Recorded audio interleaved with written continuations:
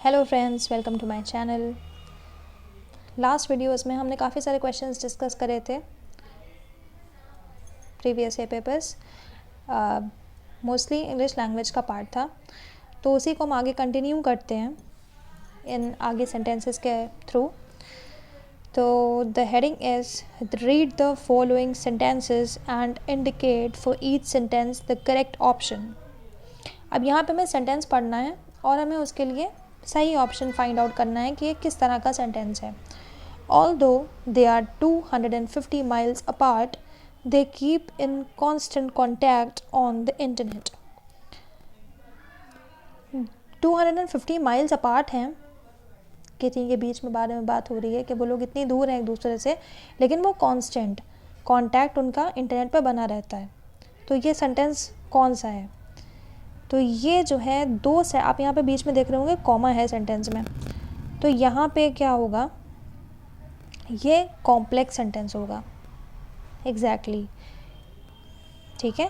Type of sentences में जब पढ़ा जाएगा तो वहाँ पे आपको पता चलेगा कि आप कैसे फाइंड आउट कर सकते हैं कि कोई सेंटेंस सिंपल सेंटेंस है या कॉम्प्लेक्स सेंटेंस है, कंपाउंड है या किस तरह का सेंटेंस है।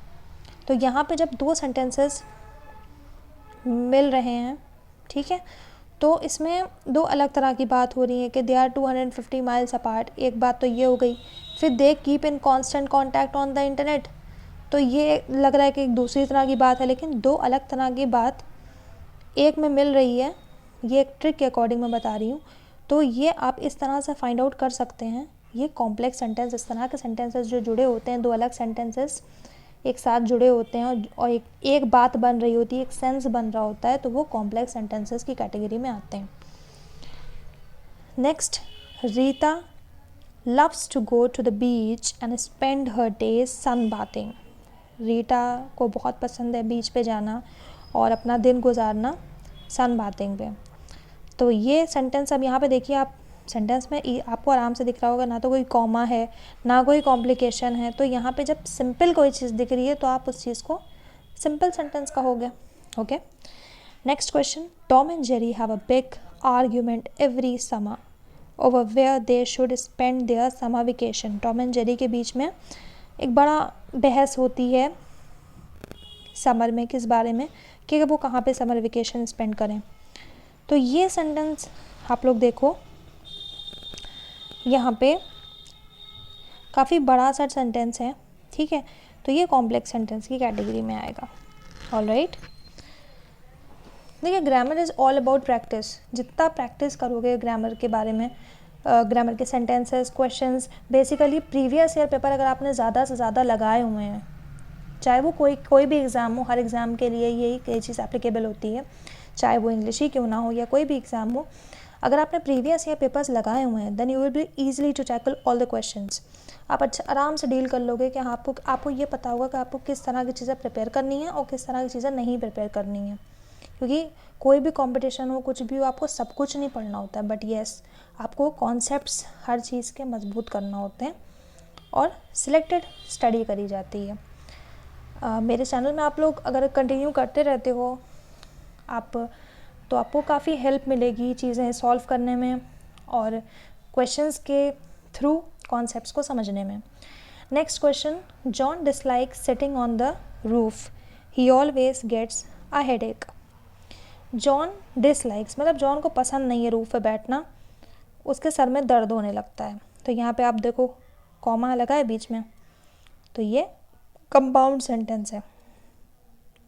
क्लॉजेस का यूज़ जो होता है तो उसमें बताया जाता है कि किस तरह से क्लॉजेस का ही मेन रोल रहता है कि जिससे सेंटेंस कॉम्प्लेक्स या कंपाउंड बनता है, ठीक है।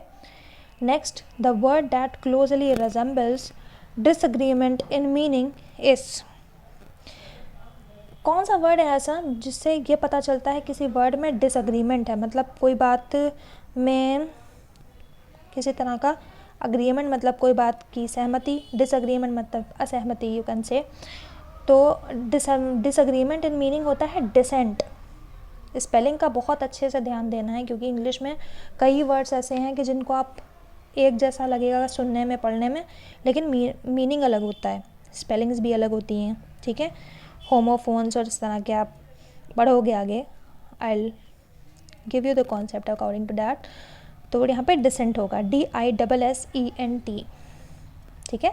अभी यहाँ पे एक्चुअली बहुत क्वेश्चंस हैं, तो प्रीवियस ईयर ज़्यादा से ज़्यादा हमें लगाना है क्वेश्चन। अभी हम 2011 के ही क्वेश्चंस कर रहे हैं, तो कोशिश करते हैं थोड़ा जल्दी जल्दी करने का, और डिटेल में questions I definitely teach you.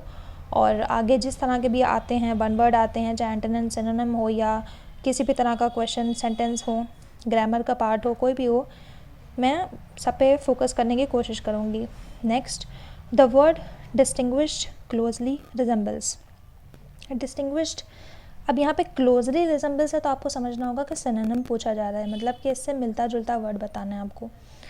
तो एमिनेंट होता है, ठीक है, कोई एक जानी मानी हस्ती, समझ रहे हो ना। डिस्टिंग्विश्ड कोई अलग चीज़, किसी ख़ास के बारे में बात हो रही है तो एमिनेंट होता है, ठीक है। ये एक्चुअली इंग्लिश वोकेबलरी में ये सब कुछ आता है, ये आप ऐसे ही नहीं कर सकते हो। You have to learn these things. आप प्रैक्टिस से कर सकते हो और लर्न करके ही इन चीज़ों को आप सॉल्व कर सकते हैं और एग्ज़ाम में बहुत अच्छा स्कोर कर सकते हैं। Okay, next, showing respect is best indicated by. Respect show करना, रिस्पेक्टेबल या रिस्पेक्टफुल भी हो सकता है। नेक्स्ट, अ फॉल्स आइडिया और इमेज इज़ नोन एज। किसी इंसान की या किसी चीज़ का जो एक फॉल्स आइडिया होता है या इमेज होती है, असली नहीं होता है, दिखावा होता है, तो उस चीज़ को इल्यूजन कहा जाता है। Alright, illusion, ILLUSION।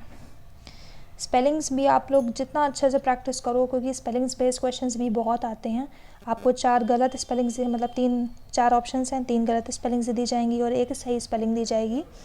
तो इंग्लिश में जितना भी चीज़ों को आप अच्छा सा बेहतर से बेहतर क्वेश्चंस को सॉल्व ज़्यादा से ज़्यादा करेंगे, उतनी हेल्प मिलेगी बेटर स्कोर करने में, क्योंकि एक एक क्वेश्चन से यू ऑल नो कितना ज़्यादा रैंकिंग में डिफरेंस आ जाता है। सिलेक्शन है, कोई भी एग्ज़ाम दो, तो एक एक question matters a lot.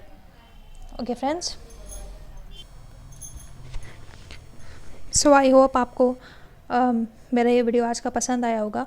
And if you like my video then please like and subscribe to my channel for the better updates and the upcoming videos. मेरे वीडियोज़ को आप लोग सब्सक्राइब करिए और लाइक करिए, अपने फ्रेंड्स के साथ शेयर करिए। और जितने भी आपके इंग्लिश स्टडीज़ के प्रिपरेशन के फ्रेंड्स हैं, या जो भी आपके कॉलीग्स हैं, या जो भी जानने के आपके दोस्त हैं, आप उनके साथ ये क्वेश्चंस को प्रैक्टिस कर सकते हैं और मेरे चैनल को सब्सक्राइब करें आने वाले वीडियोज़ के लिए। Okay, thank you, bye.